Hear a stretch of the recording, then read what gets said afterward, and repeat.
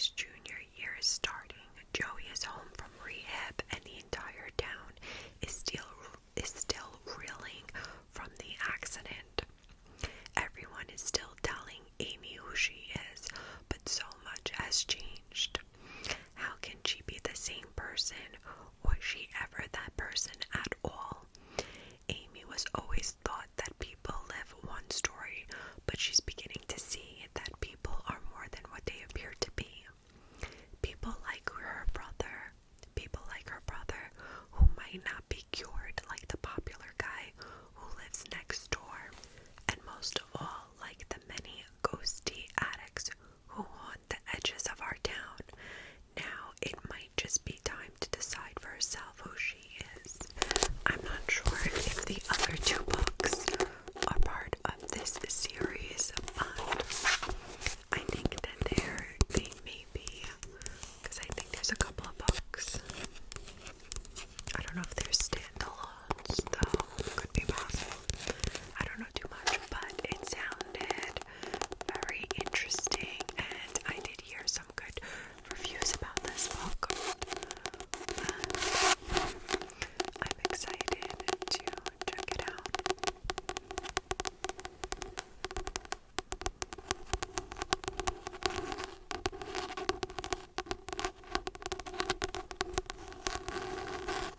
Okay, we're randomly selecting another. Oh, here we go. All My Kisses for You by Monica Murphy. And this book was gifted to me for my birthday. And I said I was going to include it in the haul.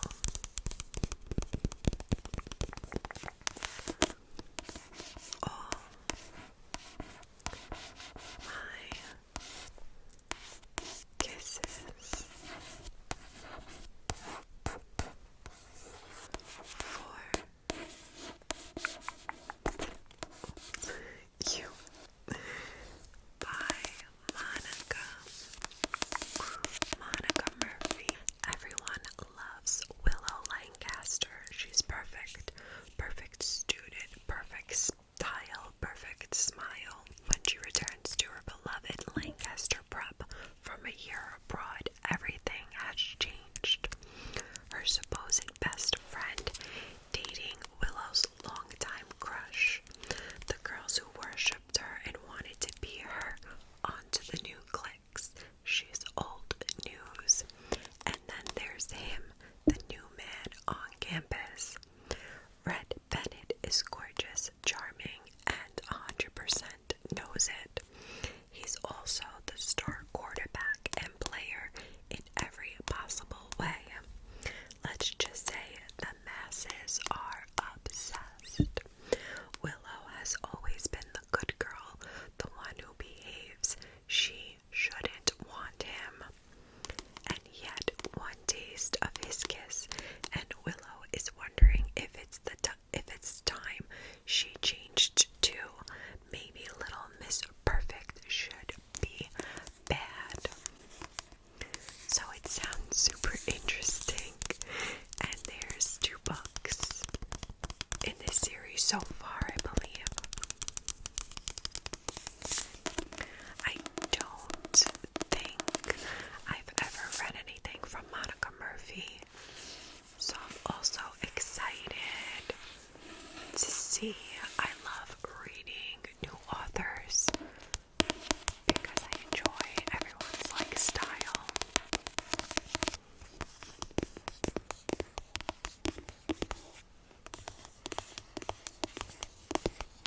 Okay, guys, another random selection.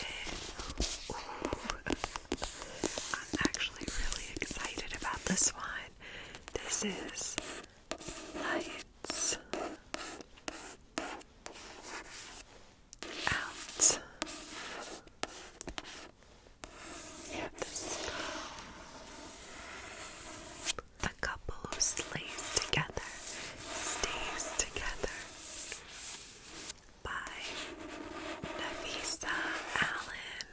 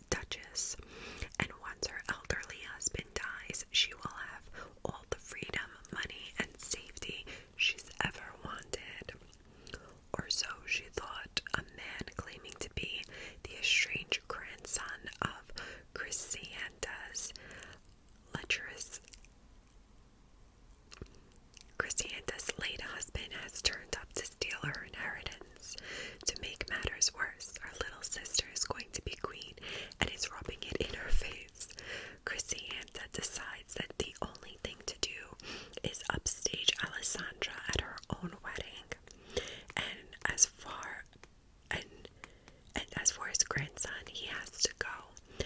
Never mind that he's extremely handsome and secretive with mysterious powers. No, Cristiano wants Eric's Deimos dead.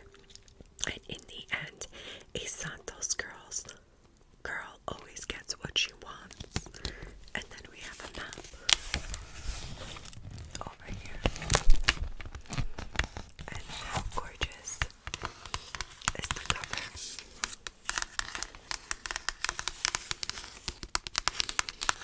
So I know that there's another book in this series that I think these are like standalones. But if I would have read the other book, I believe I would have known about her sister.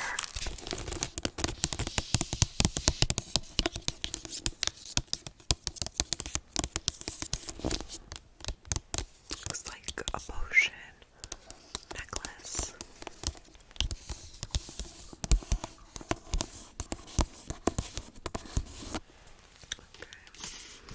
Okay, guys. So the way I'm moving my arm, like, I don't know if you guys realize how awkward I'm doing this. Like, I can't even. I don't know what I'm doing, but it's okay. We're just gonna go with that. Bad little bride. Bad little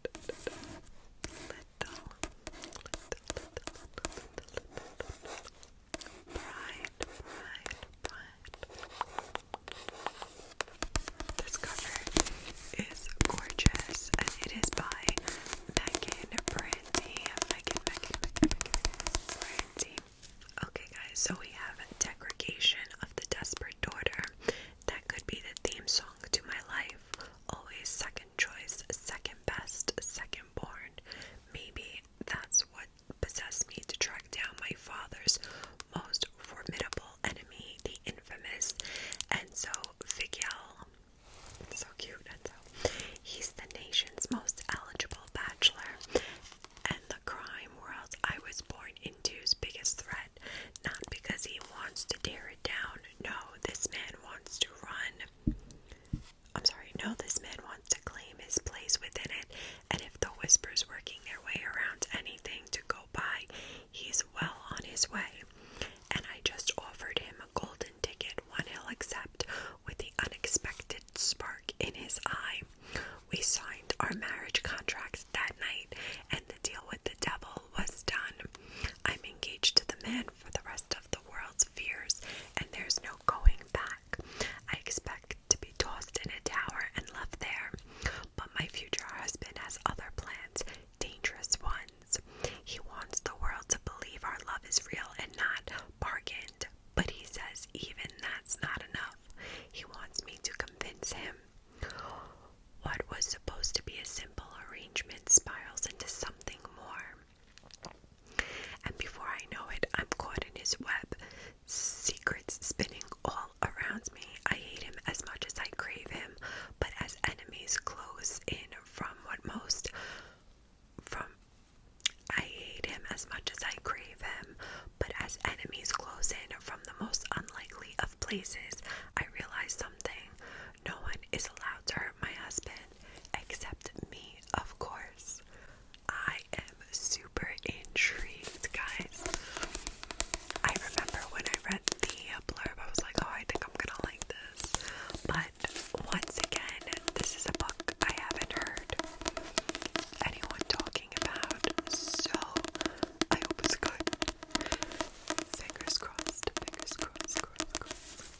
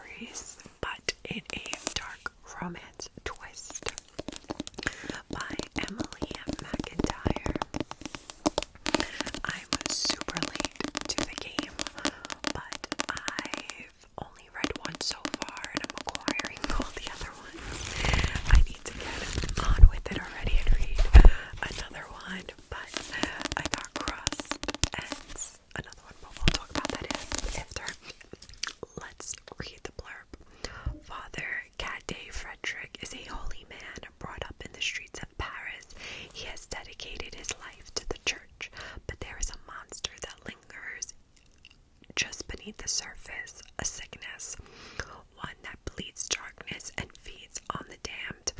When he is tasked to become the priest in Festival, Vermont, a town both beautiful in architecture and riddled with despair, his sickness sings, demanding he rid the place of evil.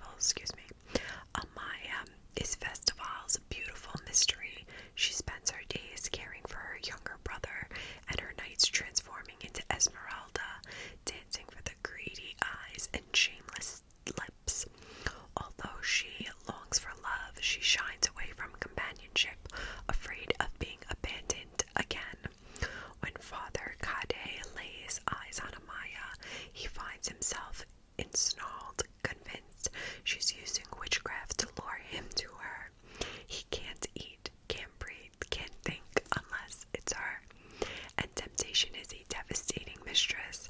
She's his weakness, so he decides he'll be her demise, even if it means killing the only woman he might ever love.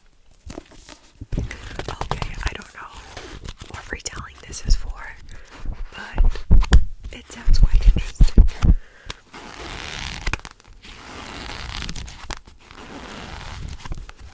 This one's quite thick, I feel like. Hold on, I'll tell you, it's almost 400 pages. Actually, 400 pages. All of the covers are so gorgeous.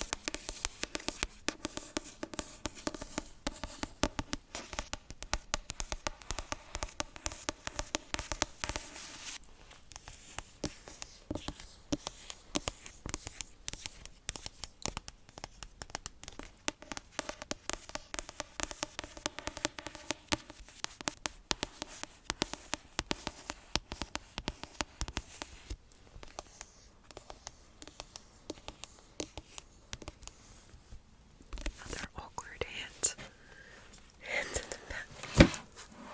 Oh, okay. Oh, yes, There is no devil. There is no devil by Sophie Lark. This is book 2 of There is No Saints. I haven't read that one yet. I actually want to get into it already. Because look, I already got book 2. I'm not sure if these are connected or standalone. It's like, you know what's going on, but let's see. Just because he couldn't kill her doesn't mean his enemy won't. Cole and Mara's relationship has grown to consume them both. Cole's sculptor and killer finds himself adrift in a depth of feeling he's never known, while Mara, unafraid of his darkness, is blossoming into a successful artist, shaking off the trauma of her youth to finally chase success. For the first time in both of their lives, they might actually be happy, but the past has a long shadow. Lester Shaw is the beast of the bay, a friendly killer who once hoped to share his hunting ground with Cole. They never chased the same prey until the night they both laid eyes on Mara Eldridge. And now when Shaw realizes the cold-hearted Cole has fallen in love with the girl they once targeted, he plans to destroy him using Mara as his weapon and pawn. Cole will do anything to protect Mara, including make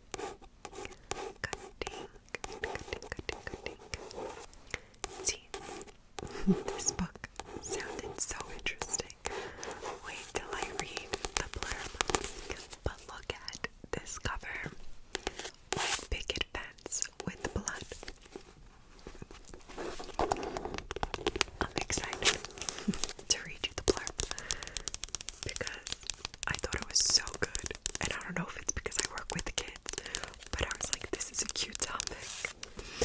Okay. Children can really bleed you dry. Darby, Marybeth, and Rhea are concerned when their children, who all attend preschool at Little Academy, develop a benign but unsettling medical condition. The kids are craving blood. Then a young teacher is found dead, and the only potential witness are 10 adorable 4-year-olds. The mothers soon realize the children are not just witnesses, but also suspects, and so are they.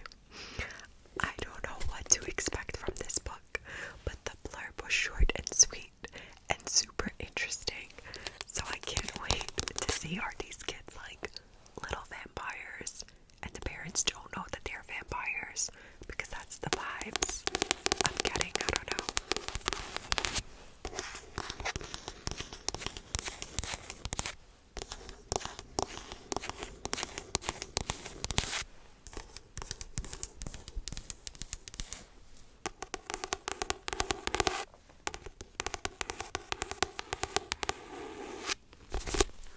Okay guys, awkward grip. We have The Measure by Nikki Erlich. The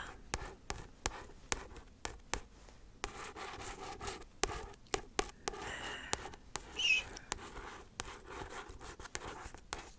I love how it's embossed.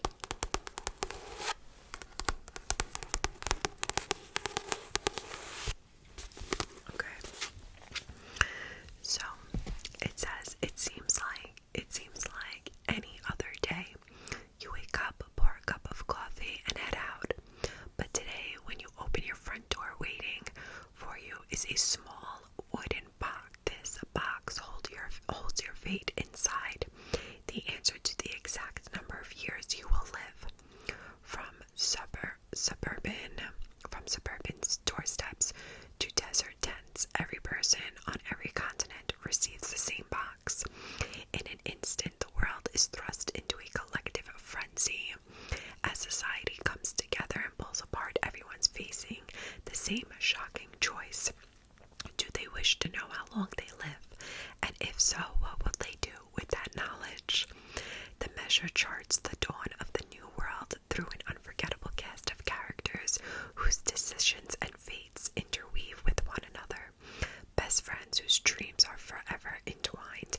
Pen pals finding refuge in the unknown.